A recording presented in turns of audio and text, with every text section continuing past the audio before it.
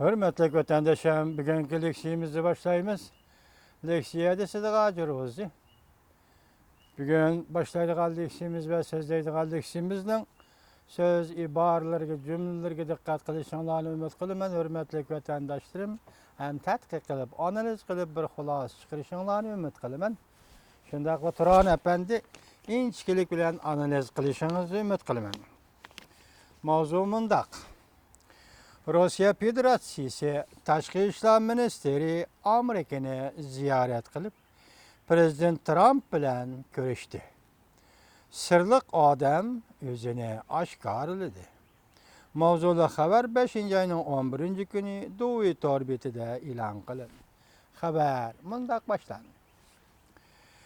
Rusya Federasyası Tashqi ishlar ministri 4 yildan keyin Amerika Qo'shma Shtatlarini yana bir qatam ziyorat qildi.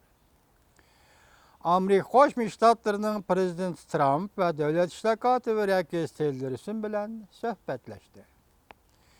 Matbuotlar 5-oyning 11-kuni bunday xabar qildi. Rusya Federatsiyasining tashqi ishlar ministri Sergey Lavrov 5-oyning 9-kunidan 11-kunigacha Amerikada xizmat ziyoratida bo'ldi. 10-kuni minister Sergey Lavrov Washingtonda ayrim holda prezident Trump va davlat ishlar kotibi Rex Tillerson bilan suhbatlashdi. Ta'sisi xabar qilib bunday ko'rsatdi. Prezident Trump Rusya Federatsiyasi tashqi ishlar ministri Sergey Lavrov bilan 40 minut suhbatlashdi. Suhbatdan keyin Lavrov muxbirlarga bunday ko'rsatdi. Men va Prezident Trump bilan Amerika, Rusya ikki davlatning xalqaro sahnadagi o'zaro hamkorlik masalasini muhokama qildik. Yani Suriye meselesini muhokama qildik. Buning zo'ravonlikni azaytishga yordam bo'ladi. Haqiqat gazeti bunday ko'rsatdi.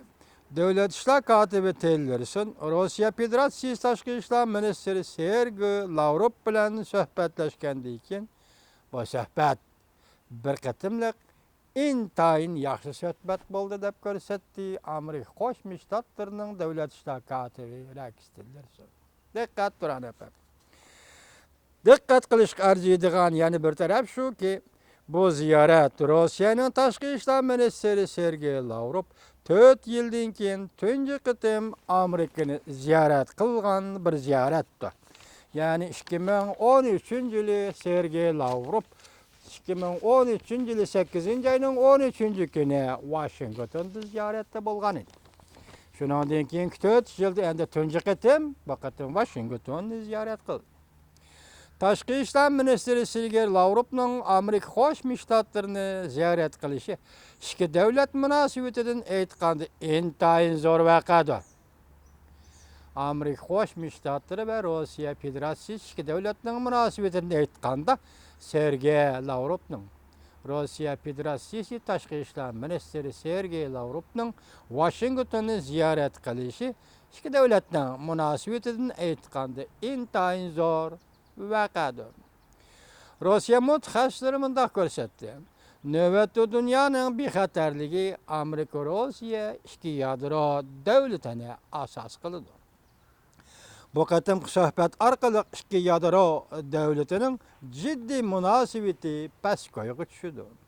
To'qinishdan saqlanadi.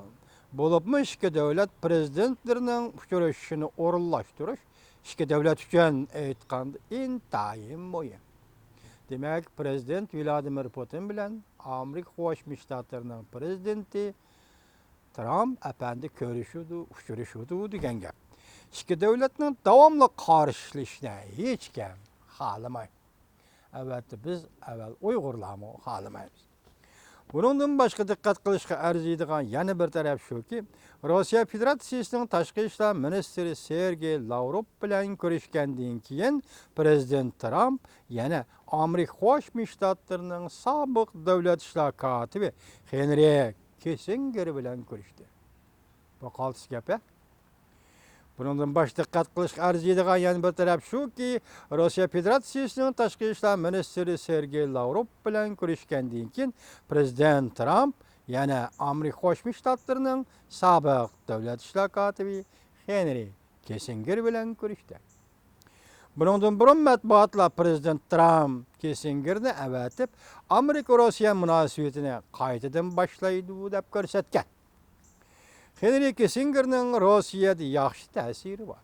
Kreml sariya Kissinger aqlli, farosatlik siyosiy yo'llarning biri deb qaraydi. Hurmatli vatandoshim, Turan apandi, biz o'tgan yil 12-oylarda keyingi 1-oylarda biz Kissinger bilan Rossiyaning munosabati va Kissingerning Rossiyaning qanday to'naydiganligini va Kissingerning Rossiya siyosatida qanday ta'sir ko'rsatadiganligini so'zlab o'tgan edik.